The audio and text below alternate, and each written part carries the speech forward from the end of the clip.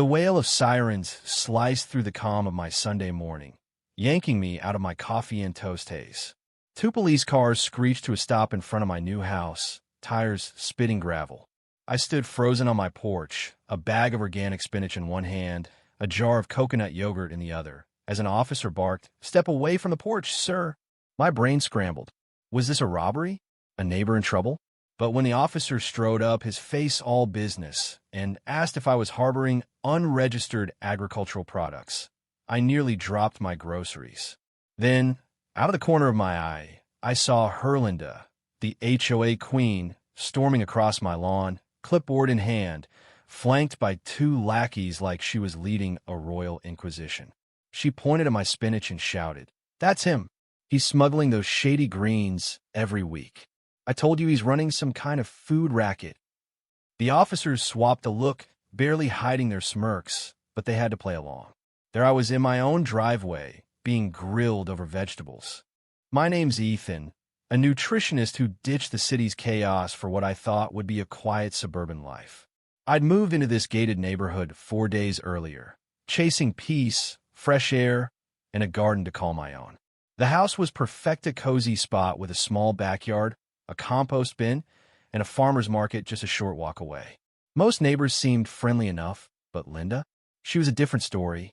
I met her 2 days after moving in, striding down the sidewalk like a drill sergeant, her sun hat practically screaming authority, dragging a rolling suitcase stuffed with HOA paperwork.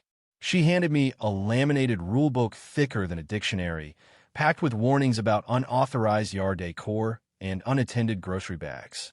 I chuckled. She didn't. Things stayed civil, but tense. I kept my head down, followed the rules, and avoided trouble until Linda locked onto my farmer's market hauls. That first Sunday, as I unloaded kale and a jar of artisanal pickles, she marched to my driveway and demanded, "Got permits for those?" I thought it was a joke, so I quipped about my debit card's cashback being my only permit. Her scowl could have curdled milk. She scribbled something in her notebook and left. Fast forward to the siren showdown. After the cops confirmed my spinach wasn't contraband and left with a chuckle, Linda doubled down, ranting about foreign soil contamination. I hadn't even planted anything yet, but facts didn't faze her. She stormed off, muttering about toxic chard and federal violations. Later that day, a red envelope slid under my Duran HOA violation notice claiming I'd breached some ancient rule about suspicious organic materials. I nearly choked on my quinoa. The rule, buried in decades-old bylaws, was meant for someone who tried growing a weed hedge, but Linda wielded it like a guillotine. Worse, my doorbell camera caught her that night, sneaking around my recycling bin like a low-budget spy. She photographed my receipts, inspected a jar of honey, and bolted when my motion light flicked on. I showed the footage to my neighbor Sarah, who'd warned me about Linda's reign of terror. She laughed so hard she snorted. "You're on her hit list now," she said. She fined a guy for too many basil pots and nearly EVY-TED someone over homemade kombucha.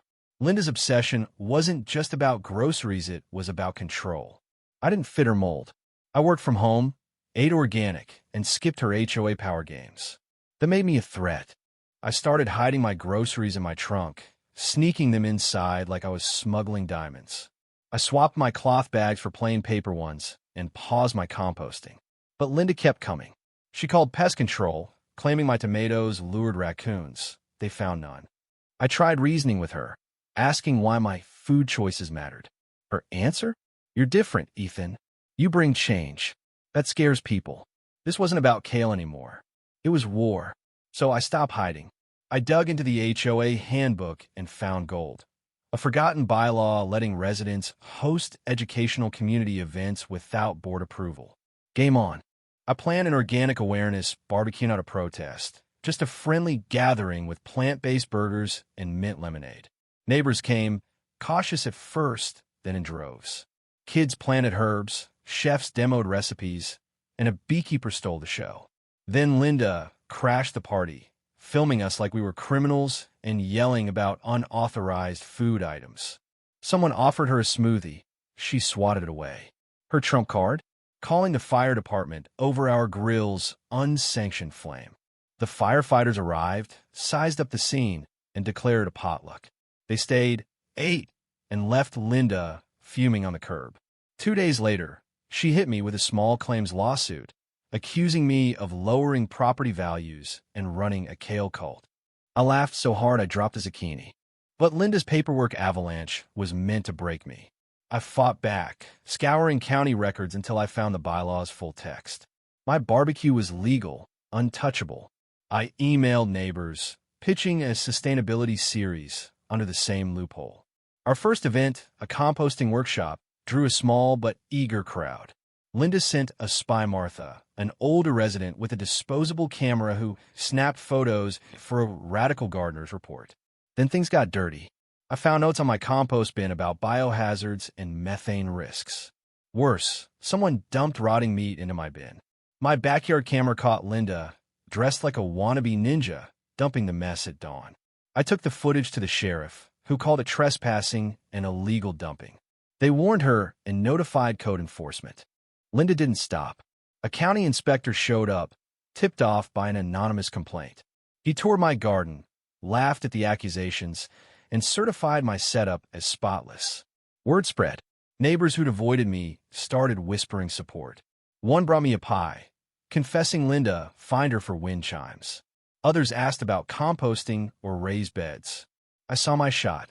3 HOA board seats were opening in 3 months. If I could win one, I'd loosen Linda's grip. I announced my candidacy with a flyer. Let's grow better. Vote Ethan. Support poured-in signs, honks, even a kid's doodle of me holding a carrot like a sword. Linda retaliated with a flyer titled The Truth About Ethan, featuring a blurry barbecue photo and lies about my food extremist cult. She twisted my blog post about processed food to claim I wanted to ban canned soup. It backfired. Neighbors flocked to my event seed swaps, gardening talks, eco-friendly workshops. My newsletter showcased their gardens, from mailbox strawberries to clover lawns. Linda's next move? An emergency meeting to ban my workshops. But 2 board members, including Sil VYA, a soft-spoken grandma, shut her down. Sil VYA's "You're embarrassing yourself" left Linda beet red and the room stunned. The final event before the election was a harvest potluck in Linda's cul-de-sac. Tables groaned with homegrown salads and beet hummus. I spoke about community over control, and a news crew showed up, drawn by our social media buzz. Linda burst out mid-inter VYEW, while VYing an umbrella at the cameraman and ranting about illegal basil. The footage went VY-RAL, with the headline Suburban Garden War, Organic Advocate versus HOA Tyrant. Neighbors who'd stayed neutral picked a side mine. On Election Day, Linda's Community Values Checkpoint quizzed voters about kombucha and landscaping. It flopped, turning into a neighborhood meme, Beware the Kale Patrol. The vote was a nail-biter. My race tied with a neutral board member until Hank, a gruff newcomer, cast the deciding vote.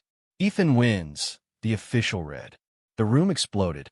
Linda froze, then stormed out like a fallen dictator.